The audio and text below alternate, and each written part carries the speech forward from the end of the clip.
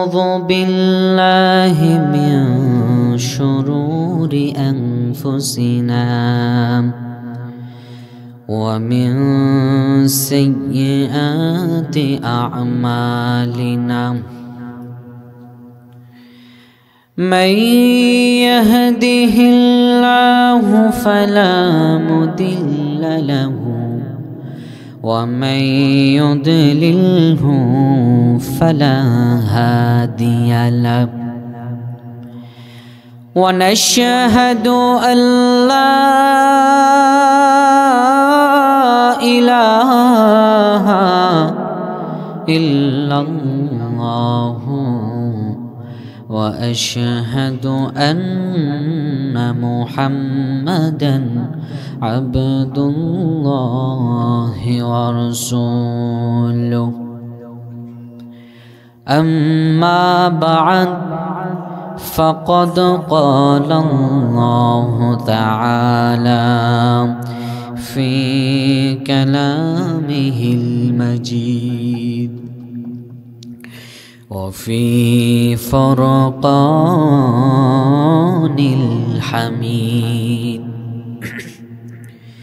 সকল জবান ছেড়ে দিয়ে আমার সাথে সমস্বরে পড়েন আউযু বিল্লাহি মিনাশ শাইতানির রাজীম বিসমিল্লাহির রাহমানির রাহিম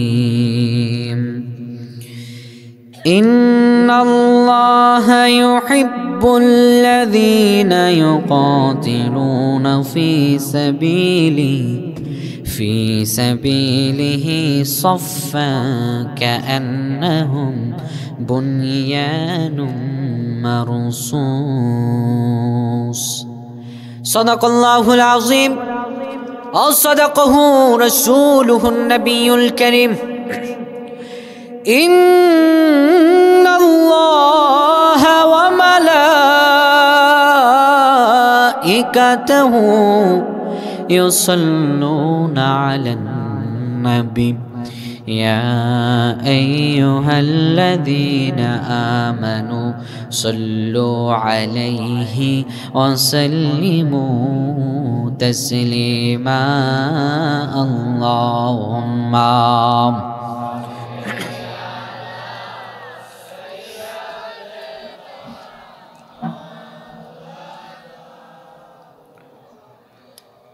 وعلى آله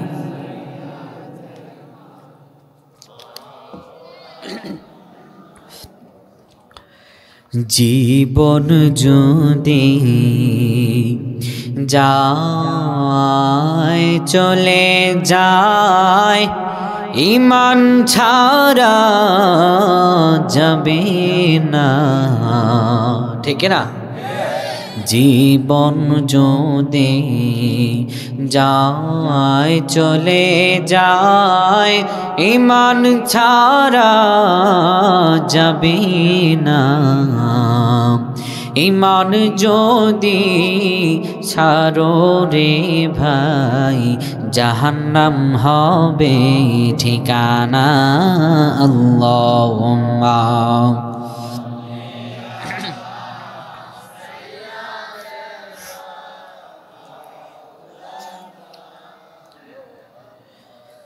وعلى آل سيدنا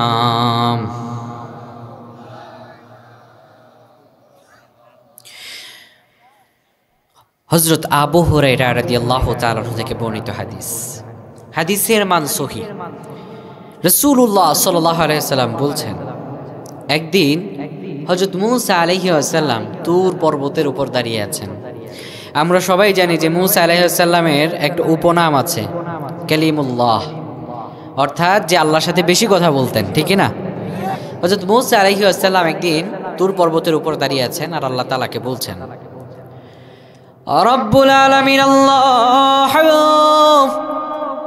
ও মালিক আপনাকে তো আমি সব সময় ডাকি রব্বুল আলামিন কিন্তু আজকে আপনার নিকট আমি একটা প্রার্থনা নিয়ে হাজির হয়েছি। আল্লাহ তাআলা বললেন, মুসা কি প্রার্থনা বলো? হযরত মুসা আলাইহিস সালাম বললেন, রব্বুল আলামিন আল্লাহ, আমি আপনার নিকট আজকে এমন একটা জিকির চাই, এমন একটা কালিমা চাই যা দ্বারা কেবল আমি আপনাকে ডাকিতে পারি। ইতিপূর্বে আপনি যেই কালেমা, যেই জিকির আপনি কাউকে দেন নাই, আপনার নিকট আমি এমন একটা কালিমা চাই, এমন একটা জিকির চাই, এমন একটা কালিমা আপনি আমার শিক্ষা দেন যা দ্বারা পার্সোনালি আপনাকে আমি ডাকবো। রব্বুল আলামিন আল্লাহ তাআলা বলেন, মুসা রে, তুমি সর্বদাই কালিমা তয়্যিবা লা ইলাহা ইল্লাল্লাহ পড়ে আমার কাছে প্রার্থনা করো। মুসা আলাইহিস সালাম বললেন, আল্লাহ, এটা কি হইল নাকি? আপনার কাছে আমি চাইলাম পার্সোনালি একটি কালিমা, যেই কালিমা অন্য কোনো পয়গাম্বর জানে না, যেই কালিমা অন্য কোনো পয়গাম্বরকে দেবেন না, যেই কালিমা দ্বারা, যে জিকির দ্বারা শুধু আমি আপনাকে পার্সোনালি রাখবো। আমি চাইলাম আপনাকে আমি পার্সোনালি রাখবো, কিন্তু আপনি এমন এক কালিমা শিক্ষা দিলেন যেই কালিমা, যে কালিমা তয়্যিবা ইতোপূর্বে আমার আগে সব পয়গাম্বররাও পড়েছে, এবং এই কালিমা দিয়ে তো আমি আপনাকে ডাকি। রব্বুল আলামিন আল্লাহ বলেন, ও মুসা, তুমি কি কালিমা তয়্যিবার ওজন বুঝো নাকি?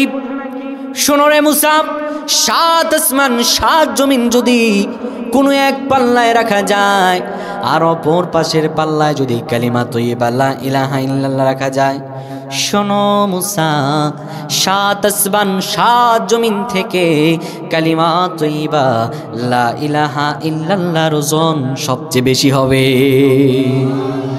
তো বাবারা জিকির করেন, লা ইলাহা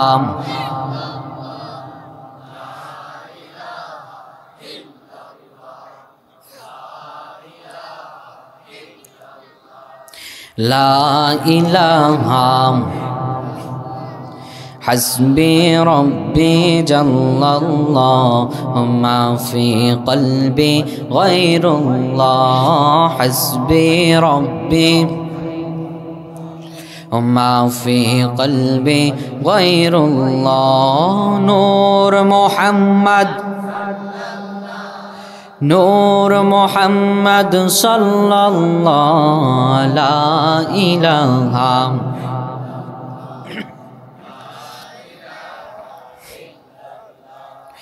লা ইলাহা লা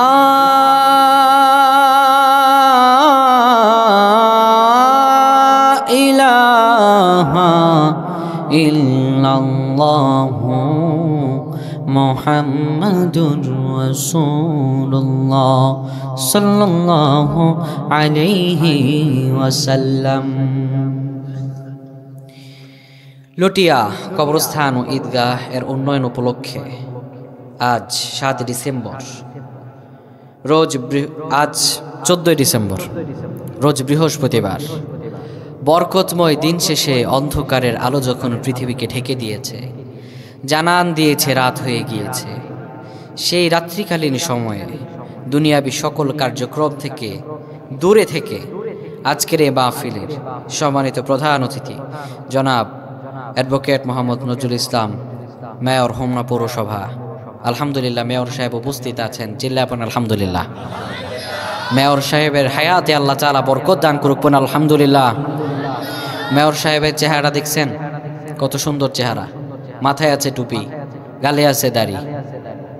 আল্লাহ তাআলা ওনার হায়াতে বরকত দান করুক, আল্লাহুম্মা আমিন। এত আস্তে আমিন বললেন কেন? মেয়র সাহেবের হায়াতে যদি বেশি হায়াত বাড়ে আপনার আমার লস আছে নাকি? তাহলে চিল্লায় আপন আল্লাহুম্মা আমিন। অনেক মাহফিলে গেলে দেখা যায় যে প্রধান অতিথিকেই খুঁজে পাওয়া যায় না। আলহামদুলিল্লাহ তিনি উপস্থিত আছেন এবং শেষ পর্যন্ত থাকবেন। আল্লাহ যেন ওনাকে কবুল আর মঞ্জুর করে। আজকের মাহফিলের সম্মানিত প্রধান আলোচক এবং আমার পূর্বে কথা বলেছেন অত্যন্ত সুমিষ্টি ভাষায়, আপনাদের এলাকার সন্তান, আপনাদের এলাকার মাথার তাজ হযরত মাওলানা মুফতি শামসুল হক আরিফি হাফিজাহুল্লাহ ওয়া রাআহ, বারাকাল্লাহু ফি হায়াতি। আল্লাহ তাআলা হুজুরের কথাগুলো আমল করার তৌফিক দান করুক, আমরা পড়ছি আল্লাহুম্মা আমিন। অত্যন্ত চমৎকার কথা বলেন যিনি সারা বাংলাদেশে আপনাদের গৌরব, এলাকার আলেম, মন থেকে তাকে সম্মান দেবেন, ইন্সপিরেশন করবেন, উৎসাহ দেবেন, তাহলে দেখবেন আল্লাহ তাআলা আপনাদের এলাকা থেকে এমন আলেম তৈরি করে দিবেন, আজহারির মতো বানায়া দেবেন। ঠিক কিনা? তা এলাকার আলেমদের মূল্যায়ন করবেন। আজকের মাহফিলের বিশেষ অতিথি এবং আজকে এই যে মাহফিল অ্যারেঞ্জ করেছে সবার পরিচিত মুখ দানিশ ভাই, অত্যন্ত মহব্বত আমাকে করেন। আমি আপনাদের এখানে আলহামদুলিল্লাহ কিছুদিন ছিলাম, তো আপনাদের খেদমত করতে পারি নাই। আরও যারা আছে যুবকের মধ্যে আমি সবচাইতে আজকে যাকে বেশি মিস করছি, হযরত মাওলানা ইয়াসিন ভাই, যিনি আপনাদের এলাকারই সন্তান, মিশর আল আজহার বিশ্ববিদ্যালয়ে গিয়েছে। আল্লাহ তাআলা ছেলেটাকে যেন ইলমিয়াত ভালোভাবে শিক্ষা করার তৌফিক দান করেন, পড়েন আল্লাহুম্মা আমিন। এই হোমনা থানার জন্য যাতে গৌরব হিসাবে আল্লাহ তাআলা কবুল করেন, পড়েন আল্লাহুম্মা আমিন। আরও যে ছেলেপেলেরা রয়েছে যুবক ছেলেদের মধ্যে, ইউসুফ সহ যারা আছে আমার সামনে উপবিষ্ট, আমার পিতৃতুল্য বাবারা, আমার সমবয়সী বন্ধুরা, আওয়াজ যতদূর যাচ্ছে পর্দার অন্তরালের মা ও বোনেরা, সকলকে আবারও ফরমালি সালাম দিচ্ছি, আসসালামু আলাইকুম ওয়া রাহমাতুল্লাহি ওয়া বারাকাতুহু। মহান প্রভুর নিকট লাখো শুকরিয়া জ্ঞাপন করছি যে আল্লাহ সুবহানাহু ওয়া তাআলা আমাদেরকে সকল প্রকার দুনিয়াবী কার্যক্রম থেকে দূরে রেখে আল্লাহ তাআলার এই দিনী মাজলিসে আসার তৌফিক দিয়েছেন। সেজন্য মহান মনিবের দরবারে হৃদয়ের সবটুকুন ভালোবাসা উজাড় করে কালিমাতু শুকুর আদায় করছি, পড়ছি আলহামদুলিল্লাহ। আরও শুকরিয়া ও সুজুদ আদায় করছি সেই মহান শাশ্বত রবের দরবার যে আল্লাহ সুবহানাহু ওয়া তাআলা আমাদেরকে কুল কায়নাতের নবী, নবীদের নবী, সকল নবীদের শিরোমণি হুজুরে আকরাম হযরত আহমদ মুহাম্মদ মুস্তাফা সাল্লাল্লাহু আলাইহি ওয়াসাল্লামের উম্মত হিসাবে এই পৃথিবীর বুকে প্রেরণ করেছেন। এজন্য আবারও শুকরগুজার করছি, পড়ছি আলহামদুলিল্লাহ। আল্লাহ তাআলার প্রশংসা জ্ঞাপন করছি, গলা ছেড়ে পড়ছি রব্বানা লাকাল হামদ হামদান কাসীরান তয়্যিবান মুবারাকান ফি। প্রশংসা করলাম কার? সব সময় প্রশংসা করব কার? বিপদে পড়লে প্রশংসা করব কার? সুখে থাকলে প্রশংসা করব কার? দুঃখে থাকলে প্রশংসা করব কার? মানুষের ক্ষতি করার সময় প্রশংসা করব কার? আস্তাগফিরুল্লাহ। মানুষের ক্ষতি করা যাবে? মানুষের ক্ষতি করা যাবে না। তাহলে বললেন যে জোশের বসে হুশ হারালে চলবে? ও ভাইয়েরা, আপনারা দাঁড়ায় আছেন কেন? রাগ করেছেন নাকি? বসে পড়েন না। আজকের দিনে তো বুঝবেন, অন্যদিন কি আর বুঝবেন? যাচ্ছেন কেন ভাই? রাগ করছেন? রাগ করেন না, রাগ করেন না, বসেন। তা আজকে আমি দুইটি প্রশ্নের উত্তর দেব। এক, আল্লাহ কাদের ভালোবাসেন? নাম্বার দুই, রাসূল সাল্লাল্লাহু আলাইহি ওয়াসাল্লামকে আমরা কেন ভালোবাসবো? এই দুইটা প্রশ্নের জবাব দেব। তা আলোচনা শুরু লগ্নে আমার আদত হচ্ছে যে আলোচনা প্রেক্ষাপট অনুযায়ী একটি ইসলামী সঙ্গীত আপনাদেরকে শোনানো। তো আমি শোনাতে চাই, শুনবেন তো ইনশাল্লাহ? নবী নবী করে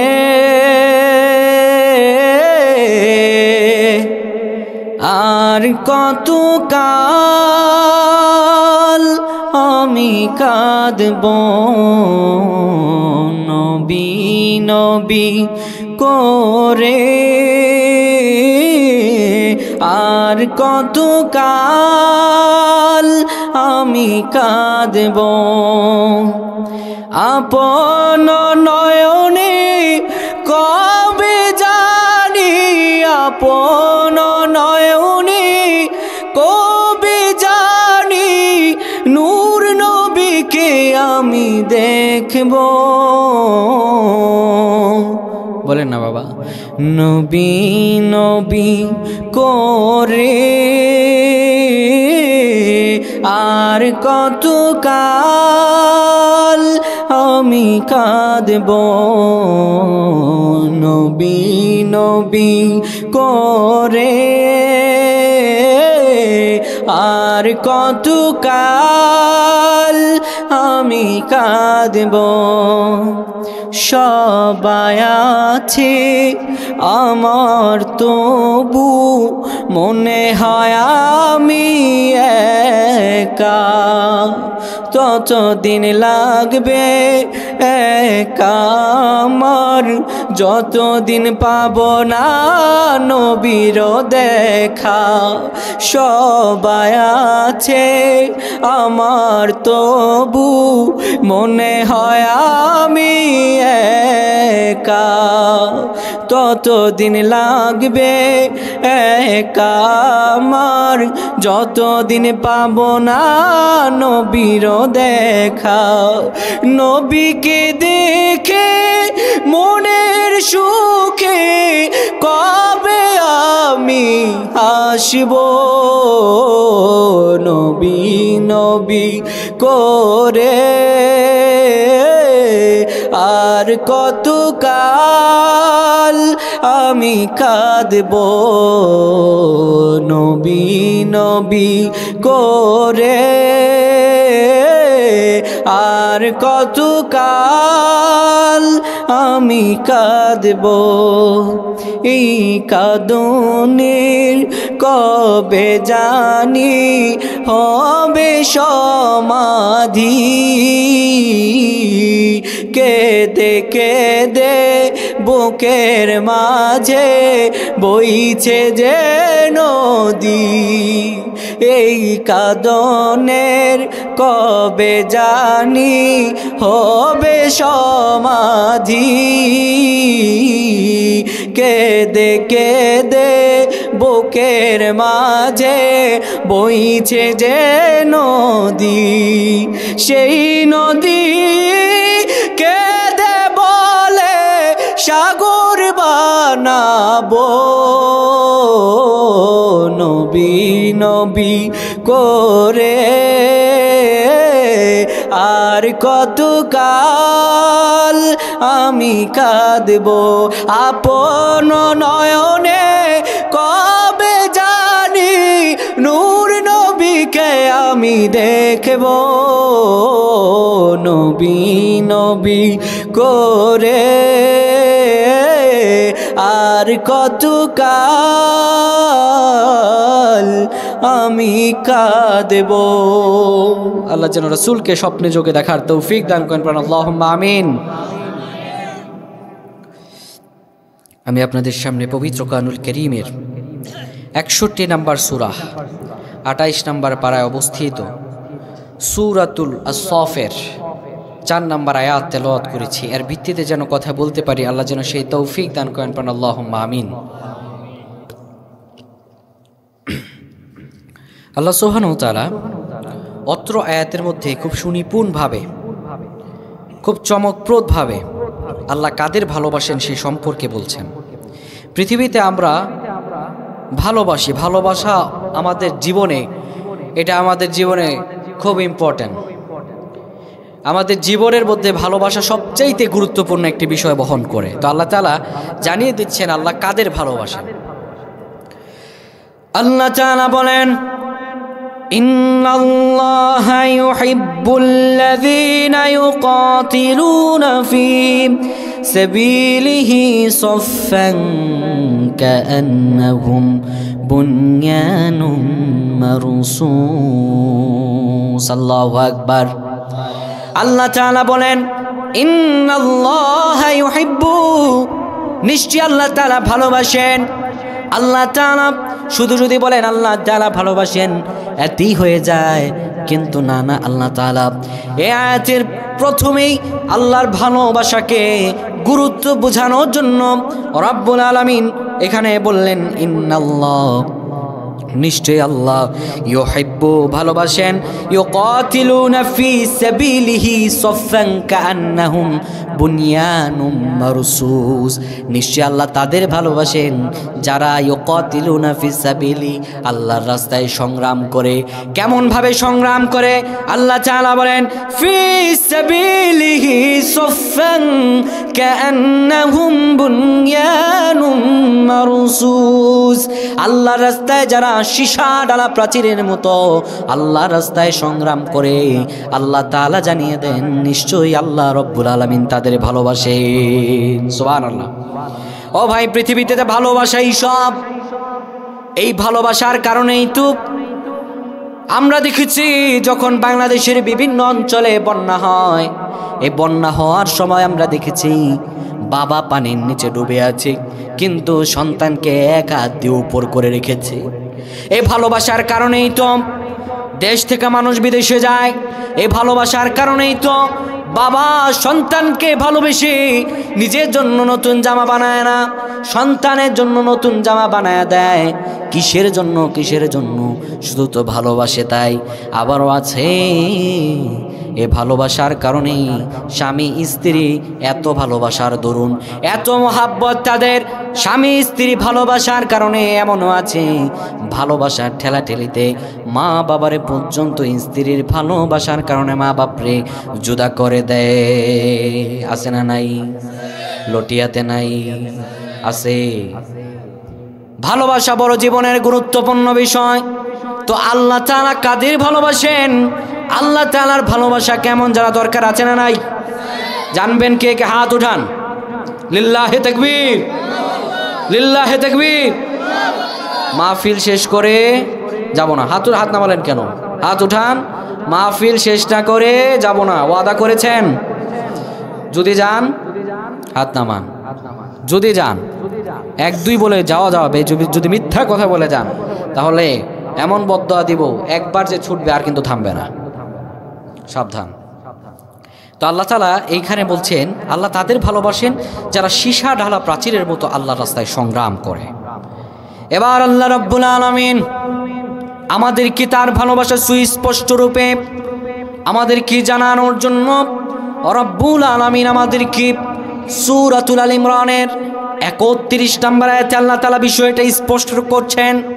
আল্লাহ তাআলা বলেন, কুল ইন কুনতুম তুহিব্বুনাল্লাহা ফাত্তাবিউনি ইউহিব্বুকুমুল্লাহ ওয়া ইয়াগফির লাকুম যুনুবাকুম ওয়াল্লাহু গফুরুর রহিম। আল্লাহু আকবার। আল্লাহ তাআলা বলেন, কুল, হাবিব আপনি বলে দেন, ইন কুনতুম তুহিব্বুনাল্লাহ, তোমরা যদি আল্লাহকে ভালোবাসো, যদি আপনি মনে করেন আপনি আল্লাহ তাআলাকে ভালোবাসেন, আল্লাহ বলেন না না, তোমার ভালোবাসা আমি এমনি তেমনি বললেই হবে না, আমাকে তোমার ভালোবাসার প্রমাণ দেয়া লাগবে। ফাত্তাবিউনি, তোমার ভালোবাসার প্রমাণ হলো আমার রাসূলকে অনুকরণ করা লাগবে। এরপর আল্লাহ বলেন, ইউহিব্বুকুমুল্লাহ, তো আমি আল্লাহ তোমাকে ভালোবাসা শুরু করব। ওয়াগফির লাকুম যুনুবাকুম, আমি আল্লাহ ভালোবাসবো যখন তোমার গুনাহগুলোরে আমি মাফ করে দেব তখন। ও আমার ভাইয়েরা, এই আয়াত আমরা এমন কেউ নাই শুনি নাই, আলেম ওলামারা প্রত্যেক জুমা পারে বলে, কিন্তু আয়াতের মর্মার্থ আমরা বুঝি না। আল্লাহ তাআলা কিন্তু এখানে আয়াতের মধ্যে বলেন নাই ইন কুনতুম তুহিব্বুনাল্লাহ ইউহিব্বুকুমুল্লাহ, আল্লাহ কিন্তু বলেন নাই তুমি যদি আল্লাহকে ভালোবাসো আল্লাহ তোমাকে ভালোবাসবেন, এই কথা কিন্তু আল্লাহ বলেন নাই। আল্লাহ বললেন ইন কুনতুম তুহিব্বুনাল্লাহ, তুমি যদি ভালোবাসো তাহলে ভালোবাসার প্রমাণ দেয়া লাগবে।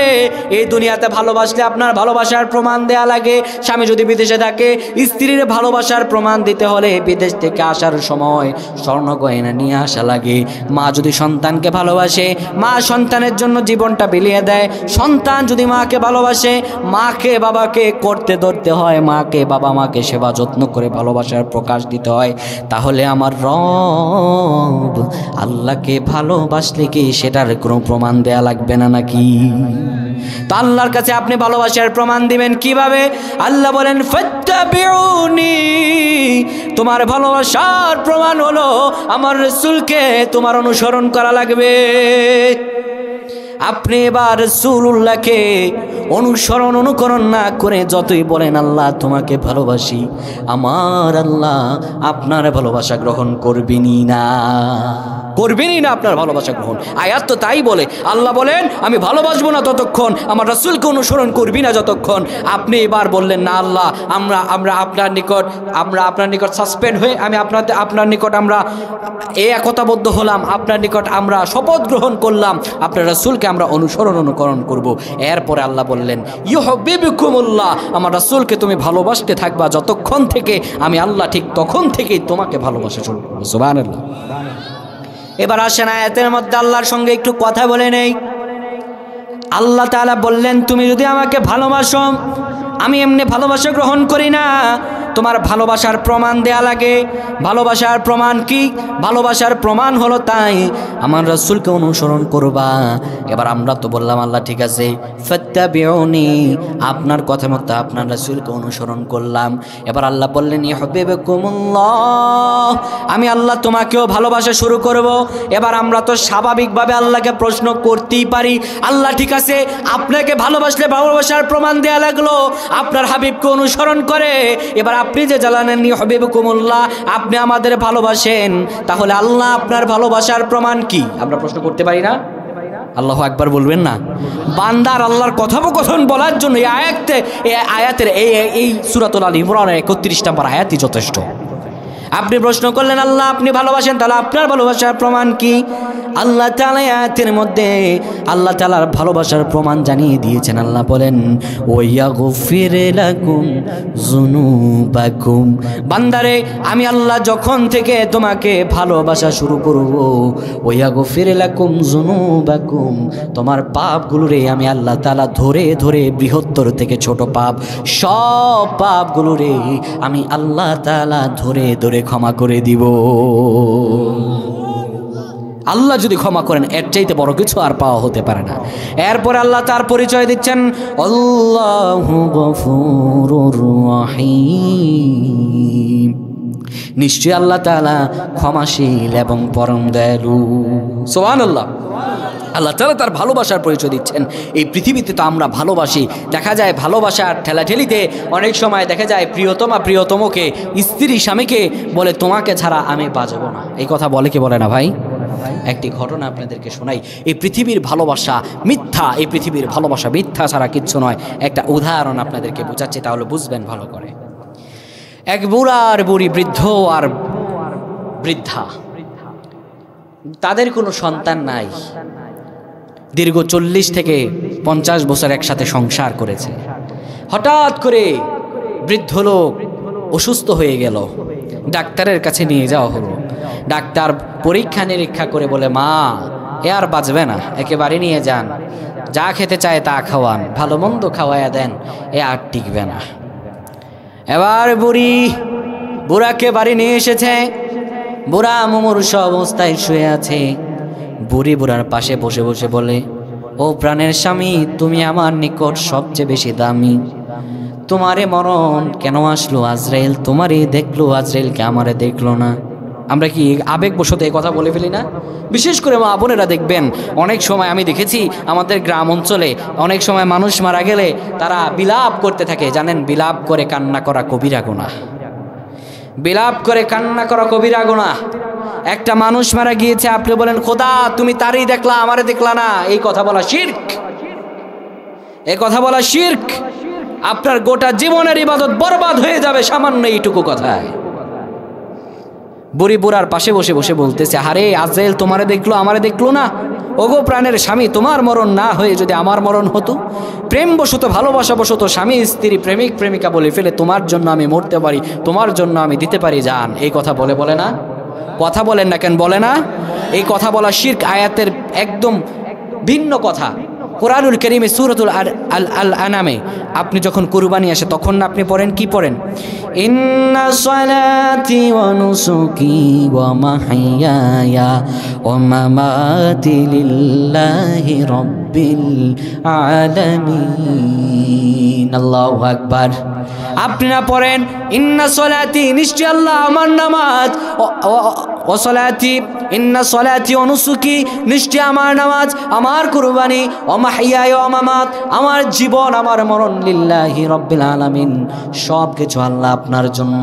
আপনি না মরণ আসার আগে, আপনি না কুরবানি আসলেই পড়েন আল্লাহ নিশ্চয় আমার নামাজ, নিশ্চয় আমার কুরবানি, আমার জীবন আমার মরণ আপনার জন্য। আপনার সব কিছু যদি আল্লাহ তাআলার জন্য হয়, তাহলে কেমন করে বলেন প্রিয়তমা তোমারে ছাড়া বাঁচবো না? এই কথা বলা যাবে? এটা বলা শিরক। এটা বলা কি? সাংঘর্ষিক হয়ে গেল। আপনার জীবন, আপনার মরণ, আপনার বেঁচে থাকা, আপনার প্রতিটি কথা, জীবনের সব পদক্ষেপ একজনের জন্য হবে। তিনি কে? আল্লাহ তাআলা আমাদের জীবন মরণ সব কিছু কিনে নিয়েছেন। এবার আসেন বুড়ি আর বুড়া বলতেছে, বুড়ি বলতেছে যে আহারে আজরাইল আমারে দেখলো না। তো বুড়া আবার পালতো ষাঁড়। কি পালতো? কথা বলেন না কেন? কি পালতো? ষাঁড়। বুড়া পালতো ষাঁড়। এবার হঠাৎ করে বুড়া অসুস্থ হয়ে যাওয়ার পরে বেচারা বুড়া ওই ষাঁড়কে তো খাবার টাবার দিতে পারে না, 3-4 দিনের উপর ষাঁড়।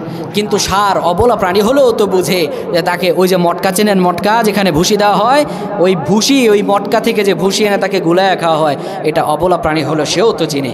তীব্র ক্ষুধা যন্ত্রণায় ষাঁড় কি করেছে, নিজের সমস্ত শক্তি প্রয়োগ করে ওই দড়ি মুড়ে ছুটে একদম মটকার ভেতরে মুখ দিয়ে দিছে। ক্ষুধার যন্ত্রণায় টিকতে না পেরে মটকার ভেতরেই মাথা দিয়ে সব ভুসি টুসি সাবার করে ফেলেছে। এবার বেচারা ক্ষুধার যন্ত্রণায় মাথা ভেতরে ঢুকাইছে তো ঢুকাইছে, এখন আর মাথা তুলতে পারে না। বিশাল দেহি ষাঁড়, তেজোদ্দীপ্ত তার হৃদয়। এই ষাঁড় করেছে কি, এবার অন্ধকার কিছু না দেখে বেচারা ষাঁড় সে গিয়েছে রেগে। এবার মাথা টাথা আউলায় টাউলায় মটকা নিয়ে দেখতে পাচ্ছে না, কি আর করবে, একদম আপনার গোয়াল ঘর ভেঙে বাইরে বের হচ্ছে। এবার বাইরে যখন বের হচ্ছে, বুড়ি দেখে, ও বুড়ি এদিকে দোয়া করতেছে, আল্লাহ তুমি ওরেই দেখলা, আমারে দেখলা না, আমার মরণ যদি হতো। আর ওই দিকে বাইরে তুফান শুরু হয়ে গিয়েছে। বুড়ি তো অসহজ সরল মানুষ, ঘর থেকে দৌড়ায় বাইরে এসেছে। বুড়ি কোনোদিন আজরাইল দেখে নাই, এই বিশাল দেহি ষাঁড়, সামনে বিশাল বড় মটকা দেখে বুড়ির তো মাথা গরম। বুড়ি ভাবছে মনে হয় এটাই আজরাইল। বুড়ি মনে মনে ভাবতেছে আমার দোয়া কি কবুল হয়ে গেল নাকি। বুড়ি এবার বলতেছে, ভাই আজরাইল, আমি ভুলে দোয়া করে ফেলেছি, রোগী আমি নই, রোগী ভিতরে আছে। কথা বুঝেছেন? এই দুনিয়ার ভালোবাসা মিথ্যা আর প্রতারণা ব্যতীত অন্য কিছু নয়। পৃথিবীর বুকে আপনার সন্তান যখন আপনার এই পৃথিবীতে বেঁচে থাকে, আপনি বাবা ঘর থেকে বের হবেন, এবার আপনার সন্তান আপনাকে বলে, বাবা এই নাও জাপান থেকে এনেছি ছাতা, তীব্র বৃষ্টি পড়ছে, বাইরে যদি যাও ছাতা ছাড়া তোমার খবর আছে। আপনার যখন শীতকাল, বিদেশ থেকে নতুন নতুন কম্বল নিয়ে আসে, মা কম্বল ছাড়া তুমি থাকতে পারবে না। ওই আপনি কবরের মধ্যে গিয়ে যখন থাকেন, আপনার কবরের উপরে যখন বৃষ্টি টপ টপ করে পড়ে, আপনার ছেলেটা তো গিয়ে আপনার কবরের উপরে হাতটা দিয়ে ওই ছাতাটা একদিন ধরে না। আপনি যখন তীব্র শীতে কাঁপনে উঠে যায়, আপনার সন্তান আপনার জন্য কম্বল নিয়ে এসেছে বিদেশ থেকে, ওই আপনি যখন কবরে যান, ওই আপনার সন্তান তো কবরের মধ্যে একটা কম্বল দিয়ে আসে না। তো পৃথিবীর ভালোবাসা মিথ্যা ছাড়া আর কি। এই জন্য আল্লাহ বলেছেন, আমাল হায়াতুদ দুনিয়া ইল্লা মাতাউল গরুর। আল্লাহ তাআলা বলেছেন পৃথিবী তো কেবল ধোকার সামগ্রী, ধোকা ছাড়া অন্য কিছু নয়।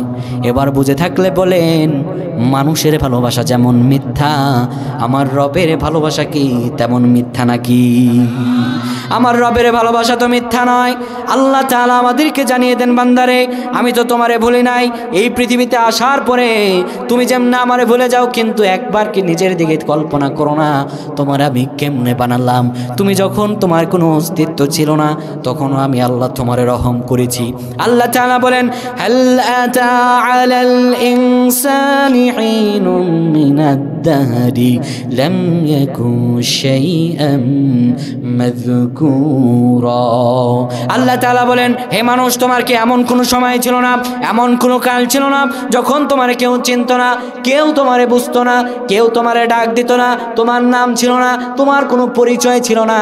আমি আল্লাহ রব্বুল আলামিন তোমারে বানালাম। কি থেকে বানালাম রে বান্দা? ইন্না খলাকনাল ইনসানা মিন নুতফাতিন আমশাজ। বান্দারে আমি আল্লাহ রব্বুল আলামিন তোমাকে মিশ্র শুক্র বিন্দুর ফোঁটা থেকে বানিয়েছি। শুধু তাই নয়, আল্লাহ তাআলা বলেন, নাবতালিহি ফাজআলনাহু সামিআন বাসীরা। তোমার আমি পরীক্ষা করব, এই জন্য দিলাম শ্রবণ শক্তি, দিলাম দৃষ্টি শক্তি। বান্দারে একটাবার কি নিজের দিকে তাকায় কল্পনা করো না, কি থেকে বানালাম। এই দুনিয়াতে আসার পরে, একটু জ্ঞান বুদ্ধি হওয়ার পরে, কলেজ ইউনিভার্সিটিতে যাওয়ার পরে তুমি বলো আনসিন ইজ নাথিং, যা দেখা যায় না, বিশ্বাস করা যায় না। আফসোস তোমার জন্য, আল্লাহর সৃষ্টি দেখে তুমি বিশ্বাস করতে পারলে না। বাতাসকে দেখো না, বাতাসকে তো তুমি বিশ্বাস করো। ফুলের ঘ্রাণ নাও, ঘ্রাণ তো দেখো না, ঘ্রাণ বিশ্বাস করো। কিন্তু আল্লাহর এত নিয়ামত দেখার পরেও, তারপরেও তুমি বিশ্বাস করতে পারলা না। ও মানুষ, তোমাকে কি থেকে বানাচ্ছে একবার তুমি কল্পনা করো। তোমার পিতার পৃষ্ঠদেশ থেকে এবং তোমার মায়ের বক্ষপিঞ্জর থেকে, তোমার পিতার স্পার্মোটিজেন এবং তোমার মায়ের ওভাম একত্রিত করে আল্লাহ রব্বুল আলামিন তোমার মায়ের গর্ভে রবের মধ্যে শুক্রবিন্দুর ফোঁটাটাকে দিলেন, কিন্তু এই শুক্রবিন্দুর ফোঁটা দিয়ে কি তুমি হয়ে গেছো? বান্দারে, আমার আল্লাহ বলেন ওয়ালাকাদ খলাকনাল ইনসানা মিন সুলালাতিন মিন তিন। বান্দারে, আমি মানুষকে সৃষ্টি করেছি মাটির নিচা থেকে। কেমনে বানালাম? একটা আল্লাহর প্রসেসটা দেখেন আল্লাহ তাআলা।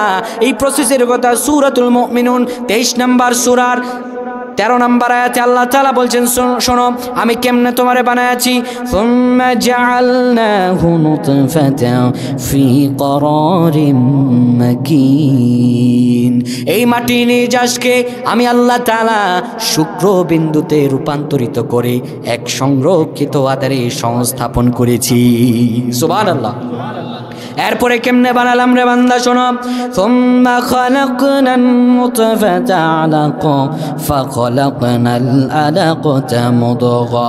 বান্দারে, তোমার মায়ের গর্ভে তোমার পিতার শুক্রবিন্দু যাওয়ার পরে এটা শুধু শুক্রবিন্দু থাকে নাই, এই শুক্রবিন্দু থেকে আমি আল্লাহ তাআলা জমাট বাঁধা রক্ত বানিয়েছি। কি বানিয়েছেন? জমাট বাঁধা রক্ত বানিয়েছি। এই রক্ত থেকে তোমারে আমি ফাখলাকনাল আলাকা, এই জমাট বাঁধা রক্তকে আমি আল্লাহ তাআলা মুদগ, এই জমাট বাঁধা রক্তকে আমি আল্লাহ তাআলা একটা মাংস পিণ্ড বানিয়ে দিয়েছি। সুবহানাল্লাহ। কি প্রসেস আল্লাহ করলেন? মায়ের গর্ভে গেলে একটা শুক্রবিন্দু, এই শুক্রবিন্দুর ফোঁটা থেকে আল্লাহ তাআলা জমাট বাঁধা রক্ত বানালেন। এই জমাট বাঁধা রক্ত থেকে আল্লাহ মাংস পিণ্ড বানালেন। হাত ছিল না, পা ছিল না, কিচ্ছু ছিল না। আল্লাহ তাআলা বলছেন, শোনো এই কি করলাম, শোনো। ফাখলাকনাল মুদগাতা ইযামা। বান্দারে, তোমার শরীরে কি শুধু মাংসই আছে নাকি? না না বান্দা, আমি তোমার মায়ের গর্ভে তোমার আমি পঙ্গু করে বানাই নাই। শোনো বান্দা, তোমার মায়ের গর্ভে আমি আল্লাহ রব্বুল আলামিন যখন তোমার পিতার ওই শুক্রবিন্দুকে জমাট বাঁধা রক্ত বানালাম, জমাট বাঁধা রক্ত থেকে মাংসপিণ্ড বানালাম, মাংসপিণ্ড থেকে আমি আল্লাহ তাআলা হাড় বানায় দিলাম। হাড়, কচি কচি হাড় দিয়ে একটা স্ট্রাকচার তৈরি করলাম, একটা বডি বানালাম। এরপরে কি করলাম রে, শোনো বান্দা। ফাকাসাউনাল ইযামা লাহামা। বান্দারে, ওই বডি, ওই স্ট্রাকচারকে আমি আল্লাহ তাআলা গোশত দিয়া, চামড়া দিয়া সুন্দরভাবে সাজিয়ে দিলাম। আল্লাহ কেমনে বানালেন একটা বার নিজের দিকে কল্পনা করে দেখেন। আমার রবের ভালোবাসায় কি মিথ্যা? এরপরে আপনি মায়ের গর্ভে আছেন, কি খাবেন? আপনার তো খাওয়ার খবর দুনিয়ার কোনো মানুষ দিতে পারবে না। আল্লাহ তাআলা মায়ের মাসিককে বন্ধ করে দিয়ে মায়ের নাভির সঙ্গে আপনার নাভিতে তার লাগায় দিলেন। মায়ের রক্তগুলো আপনাকে খাওয়া খাওয়া তিল তিল করে মায়ের গর্ভে আপনাকে বড় করেছেন। এরপরে দুনিয়াতে আপনি আসলেন, আসার পরে এই যে ভাত আমরা খাই, স্বাভাবিক ভাত আপনি খেতে পারবেন না। কি খাবেন? আমার আল্লাহ তাআলা মায়ের বুকের মধ্যে আপনার জন্য খাবার রিজার্ভ করে দিলেন। আল্লাহু আকবার। মায়ের বুকের মধ্যে আপনার জন্য দুধ রেখে দিলেন। আল্লাহ তাআলা এবার বলেন, বান্দারে, মায়ের বুকের থেকে তুমি দুধ খাবা। কেমনে খাবা? একটা ফোঁটা দিলেই তো খাওয়া যেত মায়ের বুকের মধ্যে। আল্লাহ রব্বুল আলামিন একটা ফোঁটা দেন নাই। আল্লাহ তাআলা জানেন, যদি একটা ছিদ্র দিতেন, এই ছিদ্র দিয়ে বান্দা যখন দুধটা টান দিত গলার মধ্যে আটকে যেত। আমার রব আপনাকে এইভাবে দেন নাই। মায়ের বুকের মধ্যে আল্লাহ রব্বুল আলামিন 16টা ছিদ্র দান করে দিয়েছেন। এই ভালোবাসা কে দিলেন? কে দিলেন? এই দুনিয়াতে আসার পরে আপনি কথা বলতে পারেন না, ক্ষুধা লাগলে আপনার কোনো ভাষা নাই। আল্লাহ রব্বুল আলামিন আপনার মায়ের হৃদয়ের মধ্যে, আপনার হৃদয়ের মধ্যে, আপনার কণ্ঠের মাঝে একটা মায়া লাগাইয়া দিলেন। ঘরের মধ্যে আপনি যখন কে কে করে কান্দেন, কেউ আপনার ভাষা বোঝে না।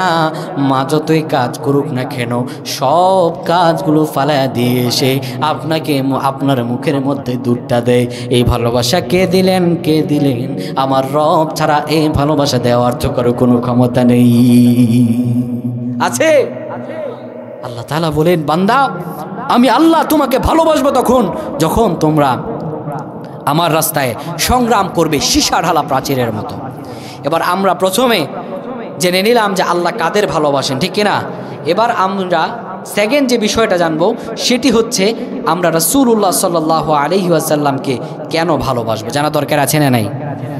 এবার আল্লাহ তাআলা বলছেন সূরাতুল আহজাব 23 নম্বর সূরা 21 নম্বর পারার 6 নম্বর আয়াত।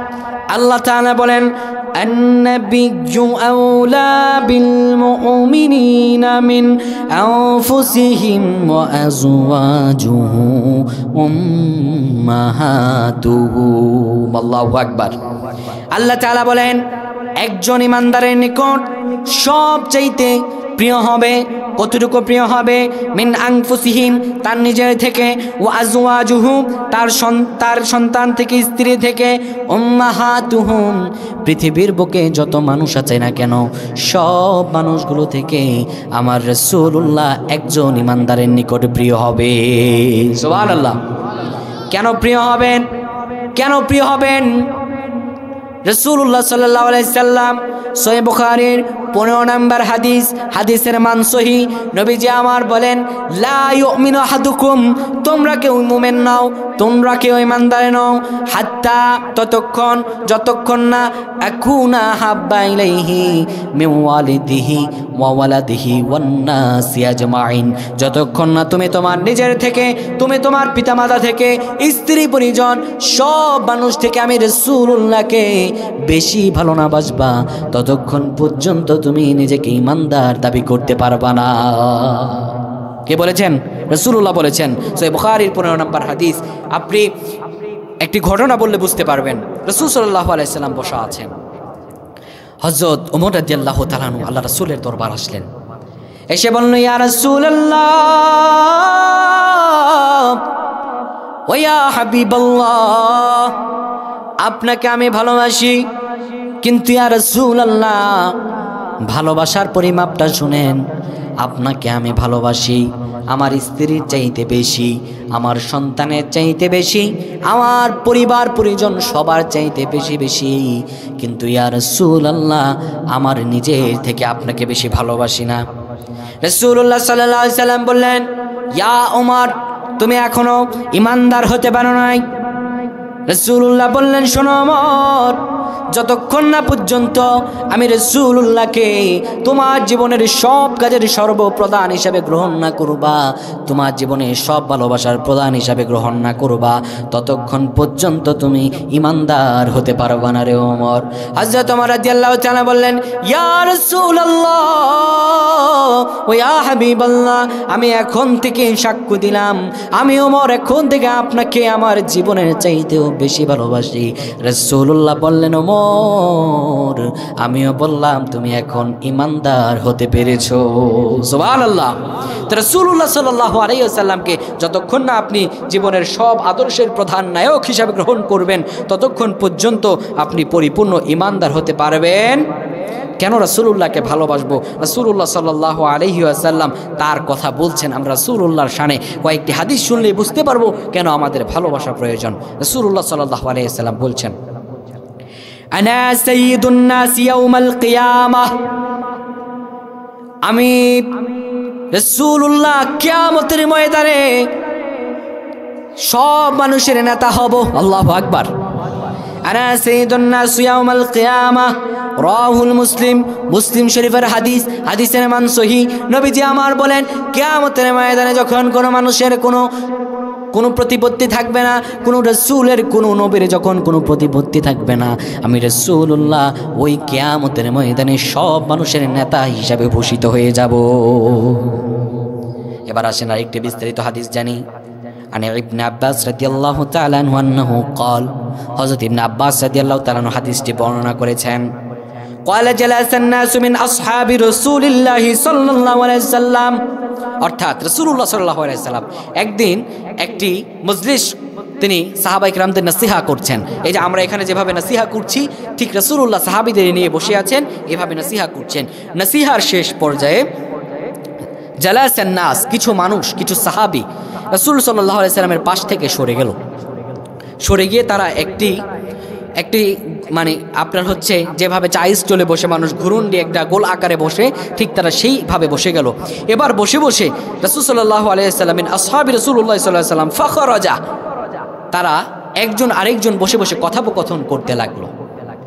প্রিয় ভাইরা আমার, আমাদের সমাজে আছে দেখবেন ওই যুগে রাসূলুল্লাহ সাল্লাল্লাহু আলাইহি সাল্লাম তার বাণীগুলো শোনানোর পরে সাহাবায়ে কেরাম একটু দূরে গিয়ে নিজেদের মধ্যে কথোপকথন করতে লাগলো।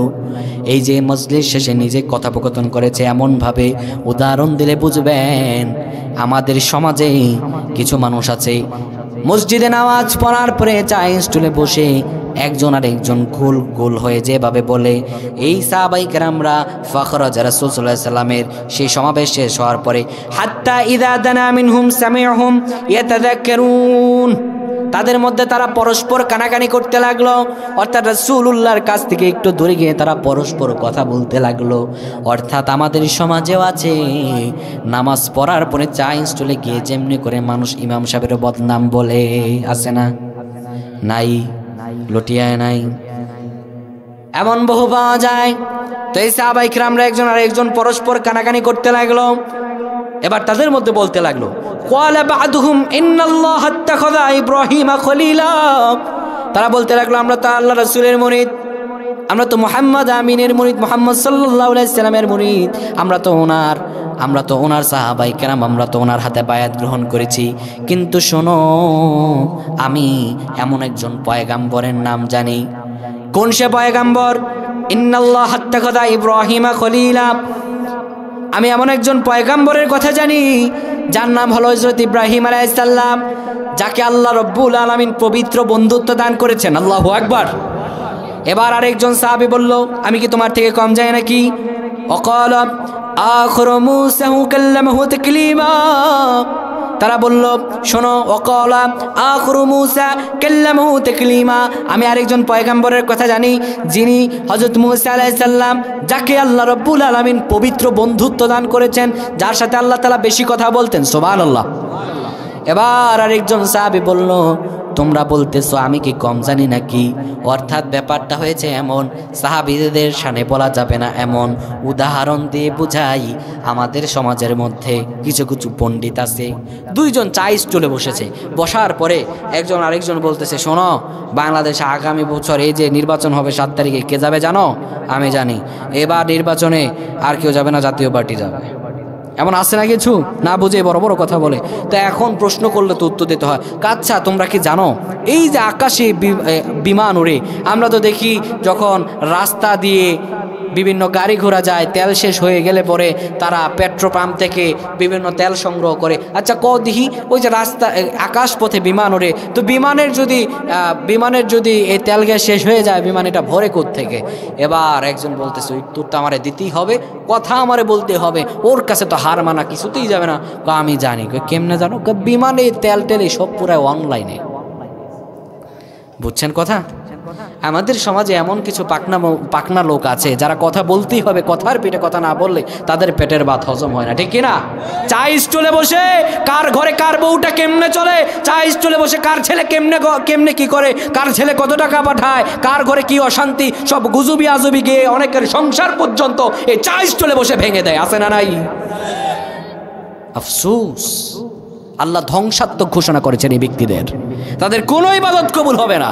যারা চা স্টলে বসে ইমামদের বদনাম করেন, যারা চা স্টলে বসে মানুষের ঘরের বদনাম করেন, যারা চা স্টলে বসে মানুষের বউর সমালোচনা করেন, আপনার কোনো ইবাদত কবুল হবে না। বরং বলেছেন আল্লাহ তাআলা বলেছেন সূরাতুল হুমাজাতে, ওয়াইলুল লিকুল্লি হুমাজাতিল লুমাজা, ধ্বংস হোক তারা যারা মানুষের সামনে সমালোচনা করে এবং মানুষের পেছনে গিয়ে সমালোচনা করে।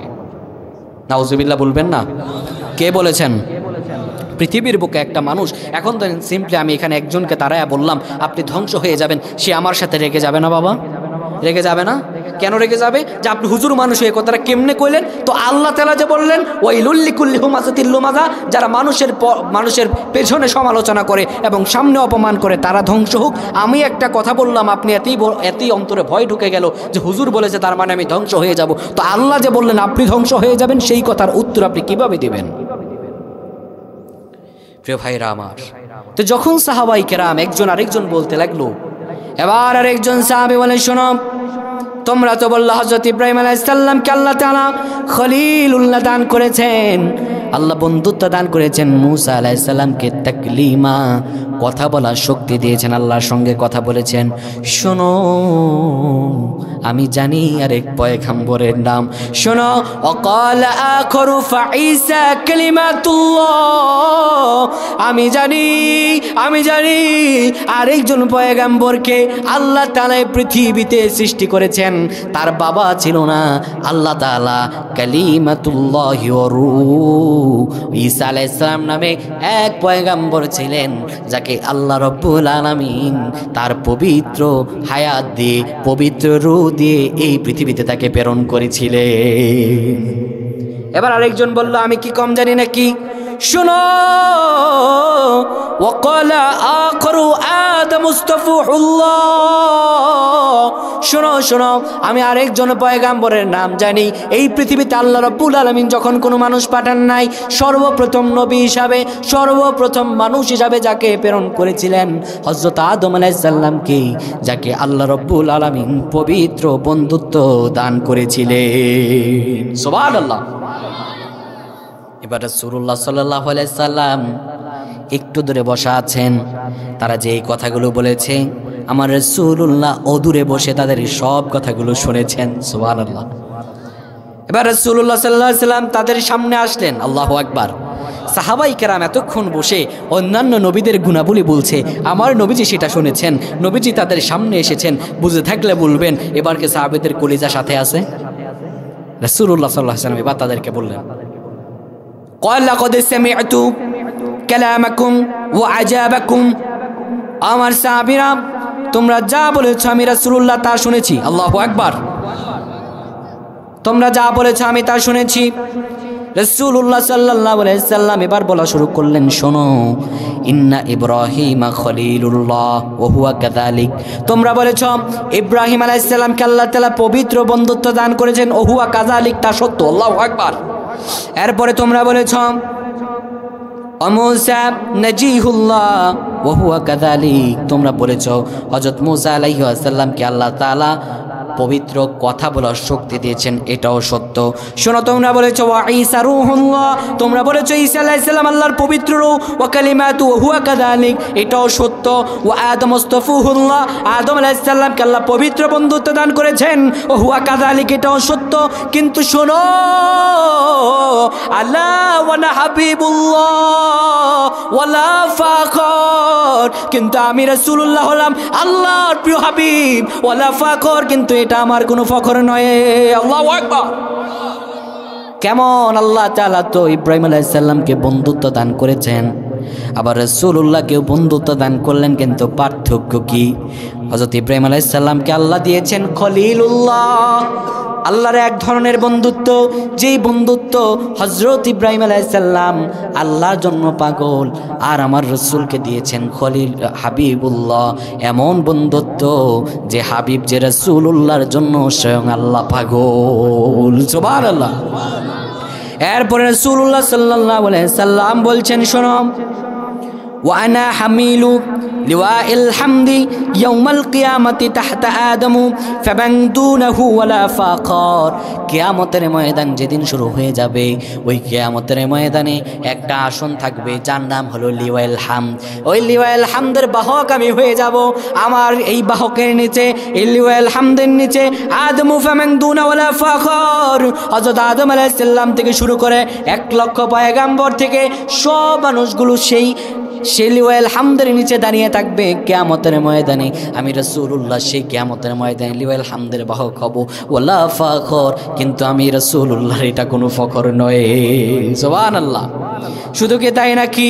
শুধু তাই নয়, আল্লাহ রাসূলুল্লাহ সাল্লাল্লাহু আলাইহি সাল্লাম আরো বলেন, শোনো ওয়া আনা আউয়ালু শাফিউ ওয়া আউয়ালু মুশাফফাই ইয়াউমাল কিয়ামাতি ওয়ালা ফাখর, কিয়ামতের ময়দানে ইয়াউমা ইয়াফিরুল মারউ মিন আখি, ভাই পালাবে ভাই থেকে, ওয়া উম্মিহি ওয়া আবি, মা পালাবে সন্তান থেকে, ও সাহিবাতিহি ওয়া বানি, স্ত্রী পালাবে স্বামী থেকে।